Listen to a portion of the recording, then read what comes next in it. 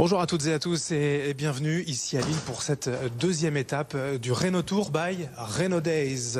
Le salon Rénodays, c'est à Paris les 7 et 8 octobre prochains. Un rendez-vous majeur pour parler de rénovation globale et performante des bâtiments. 2 journées donc pour s'engager pour le climat, pour les citoyens, pour l'emploi aussi cet automne à Paris. Mais avant cela, on vous accueille donc en région Hauts-de-France, ici chez nous à Lille, sur le campus de l'ESPI, l'École supérieure des professions immobilières. Et c'est un bâtiment que peut-être certains d'entre vous connaissent bien. On est en plein centre de Lille. La gare Lille-Flandre est à 1 minute à pied derrière nous, en plein centre-ville, mais un bâtiment qui a entièrement été rénové. Et on est accueilli d'ailleurs par Florent de Warstweger. Bonjour. Bonjour Adrien, bonjour à tous. C'est un plaisir pour vous de nous accueillir ici dans ce bâtiment, donc témoin justement de la rénovation énergétique. On va découvrir ensemble cette rénovation aujourd'hui. On va découvrir surtout comment le bâtiment a été complètement refait à neuf, avec quand même cette idée toujours de performance énergétique, puis de réemploi aussi du lieu. D'abord juste, pourquoi ce lieu, pourquoi ça a été choisi de vous implanter ici ? Eh bien, comme vous l'avez dit Adrien, on est une école, emplacement premium, à 1 minute de la gare Lille-Flandre, donc en termes de mobilité douce, déjà c'était parfait. Emplacement central également, et puis l'occasion aussi de récupérer des locaux historiques pour les plus locaux et les plus anciens d'entre nous. On va découvrir cette rénovation également avec notre autre invité cet après-midi, le directeur Nord d'Océlis, le groupe ayant participé à cette rénovation du bâtiment, Simon Deziac. Bonjour. Bonjour. Quelles étaient les ambitions de rénovation, le cahier des charges en fait qu'on vous a imposé ? Alors, on s'est rencontrés seulement le 10 février 2023 avec Florent, et on avait pour cahier des charges donc de créer cette école autour de 10 salles de cours, plus un amphithéâtre et également une administration. Voilà. Et j'ai même envie de dire autour d'un escalier. On va l'emprunter, cet escalier. Suivez-moi tous les deux. L'escalier, le voici. Alors, c'est pas anodin. Vous me suivez dans cette visite du bâtiment ici du campus de l'ESPI en plein centre de Lille, puisque cet escalier, en fait, a été conservé. Peut-être que les clients, les amateurs de ce restaurant Flunch, pour le citer effectivement ici, juste à côté de la gare Lille-Flandre, eh bien, reconnaîtront cet escalier, puisqu'il a été conservé. On peut même dire que vous avez, en quelque sorte, construit la rénovation, construit le bâtiment autour de cet escalier. C'est presque ça. Effectivement, dans ce qu'on a récupéré du restaurant Flunch, on a fait le campus autour.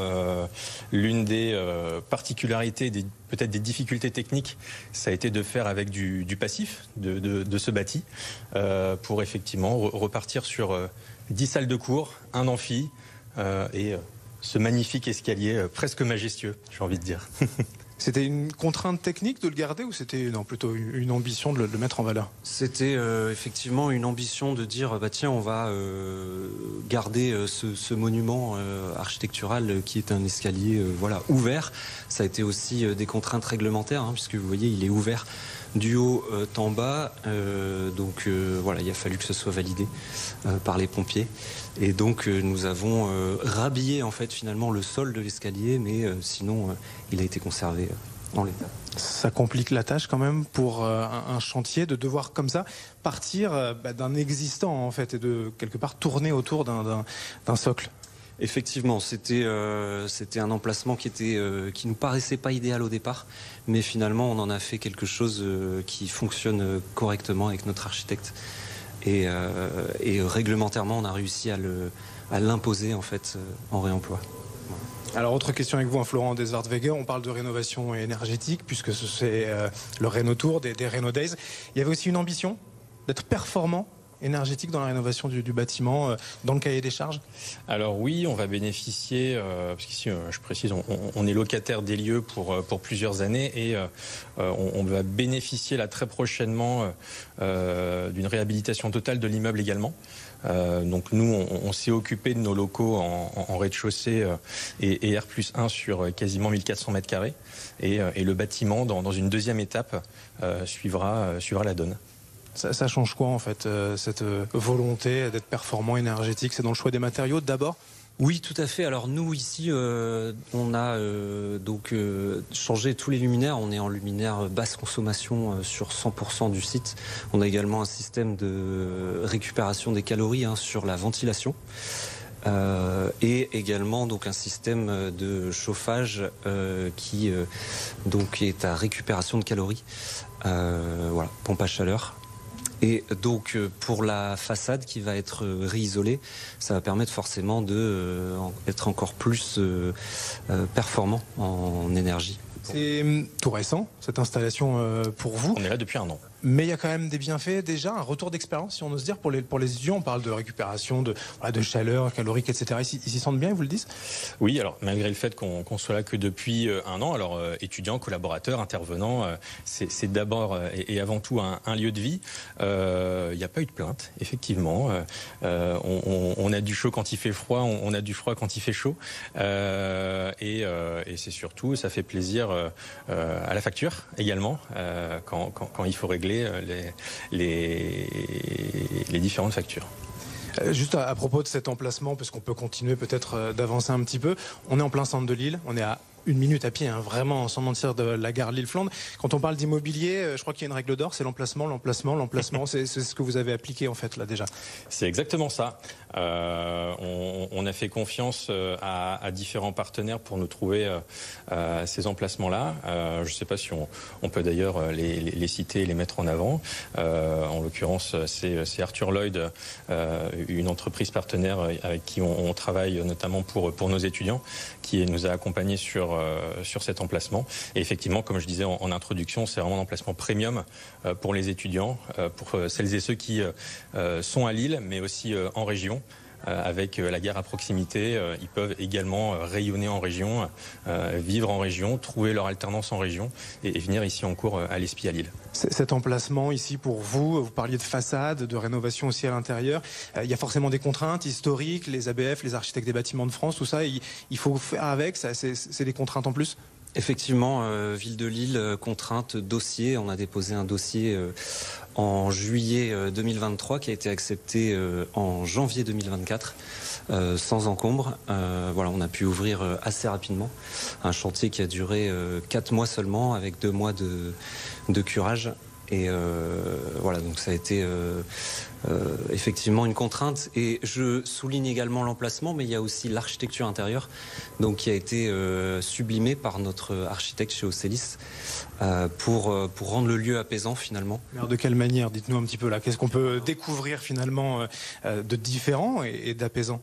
Alors on peut découvrir déjà au niveau des écritures, des revêtements de sol, sur le fait qu'on s'est appuyé sur les éléments architecturaux. Les poutres, vous voyez, ont été soulignées au sol par un parquet. Après, voilà, nous avons différents revêtements, vous voyez. Les couleurs sont assez chaudes.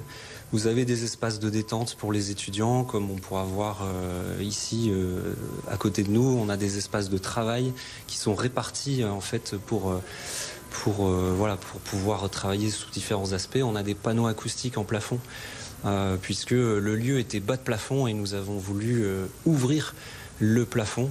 Du temps du restaurant Flunch, on avait 2,20 m sous faux plafond. Là, ici, on a complètement ouvert les plafonds pour gagner de la hauteur.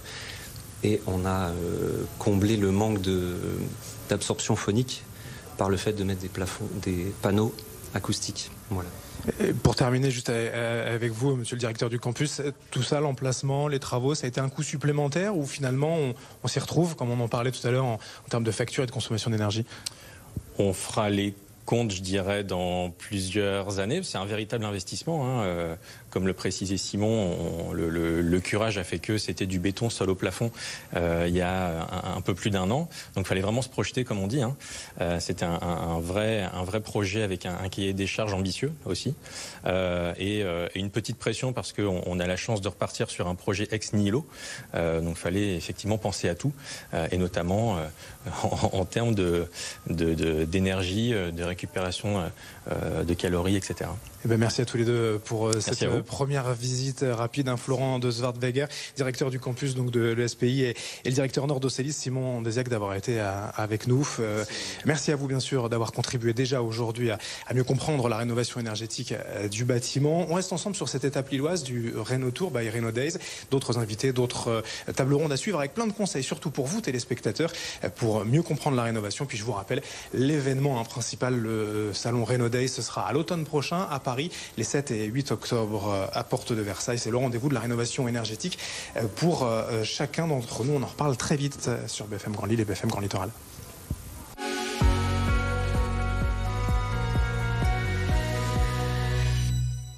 Bonjour à tous, c'est une météo encore printanière qui va persister pour encore quelques heures. Profitez-en malgré donc ce ciel voilé qui commence à gagner la plupart des régions. Un voile donc de plus en plus épais qui va remonter par